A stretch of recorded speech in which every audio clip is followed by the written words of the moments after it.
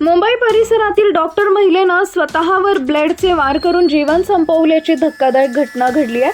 शुभांगी समीर वानखडे, वय वर्ष 44, राहणार मुंबई असं तिचं नाव आहे। पोलिसांनी दिलेली माहिती अशी की मृत शुभांगी काल रात्री उशिरा स्वतःच्या चारचाकीमधून पुणे बंगळुरू राष्ट्रीय महामार्गावर पुणेच्या दिशेनं जाणाऱ्या विठ्ठलवाडी गावच्या हद्दीत पांढरा वडाजवळ आल्या।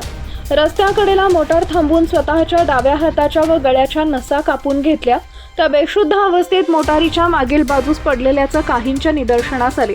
त्याच अवस्थेत त्यांना इस्लामपूर येथील उपजिल्हा रुग्णालयात दाखल केले, परंतु गळा व हाताच्या नसा कापून घेतल्यानं मोठ्या प्रमाणात रक्तस्राव झाला होता।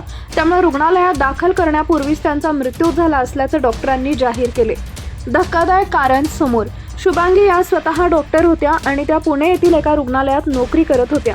पती देखील शासकीय वैद्यकीय अधिकारी आहेत। त्यांच्यात कौटुंबिक वाद सुरू होते। सकाळी रुग्णालयात कामावर जाते असं सांगून त्या बाहेर पडल्या होत्या, मात्र रात्री उशिरा त्यांनी नसा कापून घेऊन जीवन संपवले। कौटुंबिक वादातून हे घडल्याचं समोर आलंय। या घटनेची इस्लामपूर पोलीस ठाण्यात नोंद झाली आहे। पोलीस तपास करत आहेत।